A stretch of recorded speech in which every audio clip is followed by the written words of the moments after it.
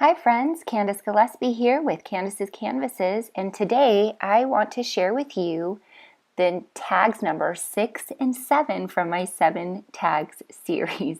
Yes, I'm late, but it's better late than never, so I hope you enjoy. You can always modify these to make birthday tags or any other kind of tags. They're very simple. Just use some dies and some of your favorite stamps and you have a tag. If you're interested in following me or getting a hold of me, my links to social media as well as my mailing address are in the description bar below. Feel free to join my new interactive Facebook group page, Crafters Anonymous by Candace's Canvases, to participate in all the creative happenings. It's a relatively small group for now, but with you joining and whoever else would like to join, we can make it a really fun place to hang out. So come and join us. There's about 40 of us right now, and I'd love to see what you are creating. Okay, I die cut a circle with just some nesting circle dies. Any circle you can trace around a lid or a cup or a bowl or anything like that. This was the easiest one of all of them, of all of my tags in this series.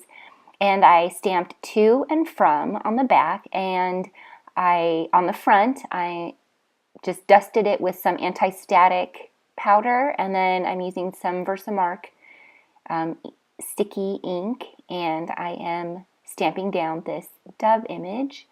This dove is from an old Christmas Stampin' Up kit, or stamp set, using some white embossing powder.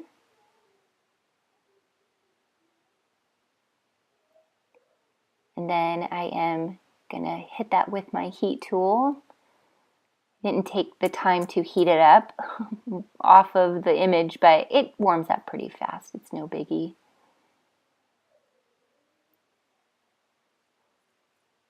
One of my favorite parts of embossing is watching it all melt. It's so satisfying. Okay, and then I am going to take my hole punch, and I'm turning it around because I wanted to punch it on top of the to and from. So I just did that so I could see where those are. Flipping it over, taking some walnut distress ink and distressing the sides. In the pictures at the end, you'll see that they aren't distressed. And this is just me. I had already given those away and somehow lost footage, so I re-videotaped like the last 4 or 5 tags of this series. Baby Jacob is helping. Thank you, buddy. Yes. So we're just distressing that. And then I'm finding a little gem for his eye, like a rhinestone. You can put a pearl, or you don't even have to do anything at all. This is a very simple tag. I like to add a little bit of glue under most of my little embellishments. I've just experienced them popping off. So just to make sure, that they stay where I put them, I like to put a little glue. And then this is my favorite seam binding ribbon. And these little Tim Holtz scissors are the best. They cut through paper, they cut through ribbon, they're self-sharpening, so I think that I can count on them doing that every time, and they're just awesome.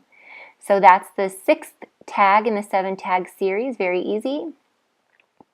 Here are some pictures. This was the original set that I made my friend, Stacie. These were for Stacie. She's a very, she's just sweet and simple, and so those fit her just perfect. The second group, the last group, are for Carolyn, and these are like mason jar shaker tags. And all I'm doing is I am going to die cut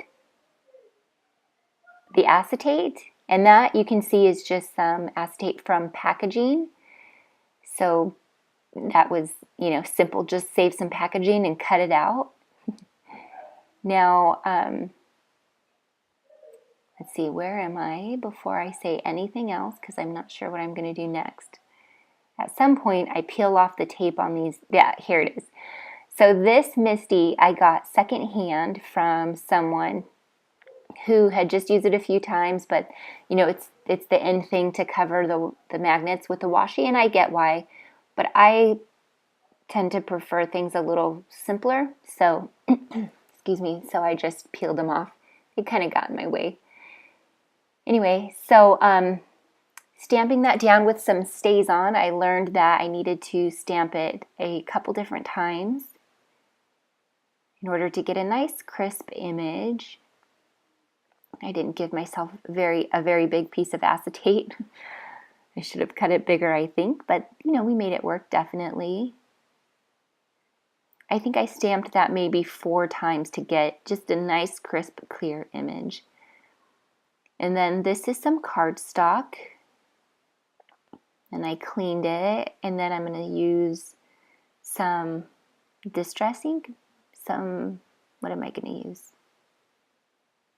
Distress Oxide. Can you read that? Broken China.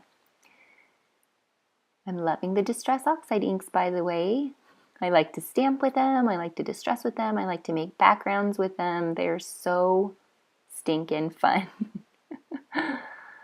Okay, and before I put that away, I wanted to stamp just the rim there of the jar, because I am going to cut it out later to cover up, you know, where I cut out the inside of the jar. You'll see.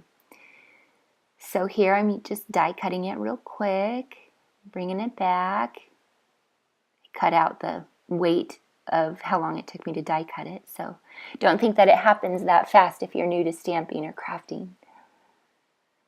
Now this acetate, it was thicker, it's the thicker clear packaging, so I had to run that through quite a few times and it still didn't cut all the way through it. So it was easy enough to just follow the indent that the die made, and I just finished cutting it out with my snips here.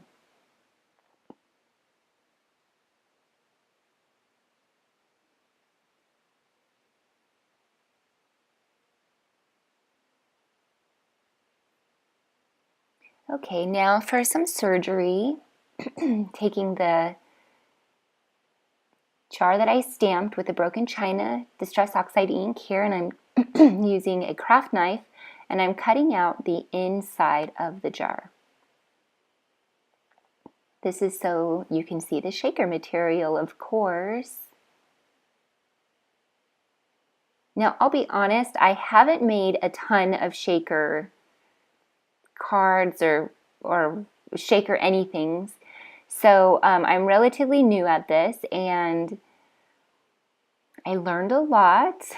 And I think I used the wrong kind of shaker material, but I'm fine with it because that's a part of the process. If you don't struggle and hiccup and trip a little and all that stuff, then you can never really get good. So just keep going. It's my tidbit of encouragement for you today. I'm just going to glue this outline on, oh, I dropped it in the glue, of course. Just gluing that to the outside of the image. And then when the glue dries, I'm just going to, rub it off there. It was easy enough. I thought I was going to get smearing and smudging and all that stuff, but it turned out pretty easy. And then some foam tape. This is some foam tape surgery.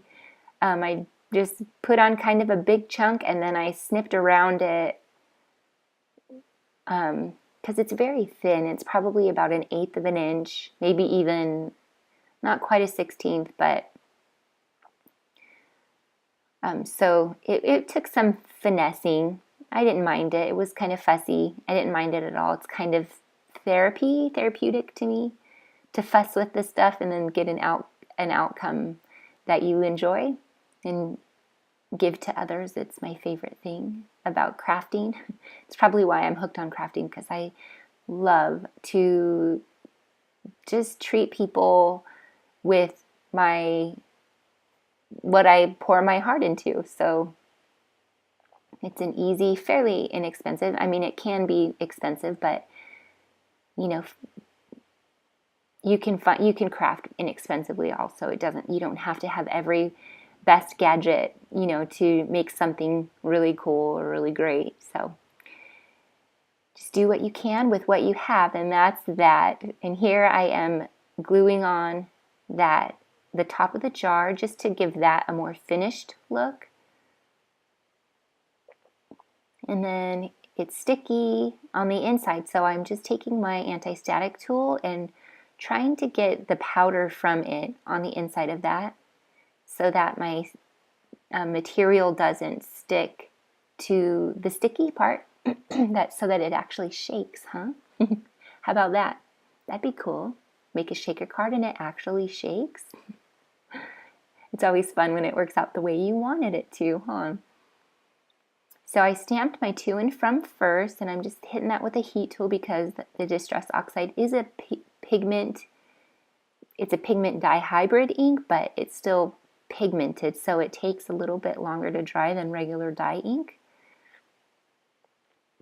And then I'm just cutting that off on the side here. I'm not sure what I pointed at just then, but that's going to go on the back, and of course that's going to be where you would write to and from.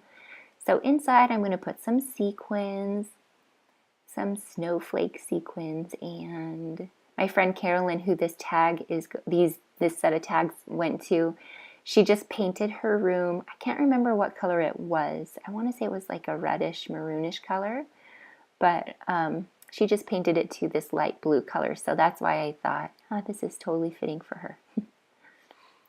So you pour your shaker material in first, and then I'm adding a little bit of glue because I just feel like it just makes it that much more promising that it's going to work.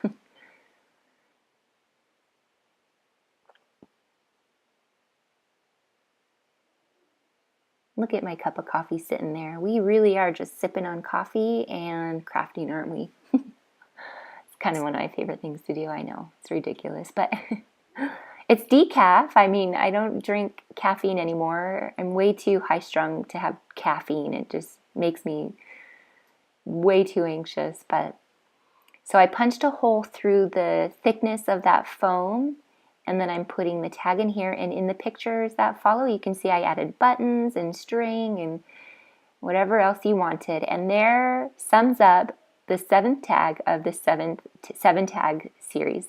Thank you guys so much for watching. I hope you've been inspired in some way. If you have, hashtag Candaces_canvases, and I'll see it on Instagram, and I'll feature you if I can. Thanks so much again, guys. Remember to subscribe and thumbs up this video to see more, and click on that bell icon so you can get reminders of when I'm posting. You guys have a great day, and Happy New Year to you. Bye.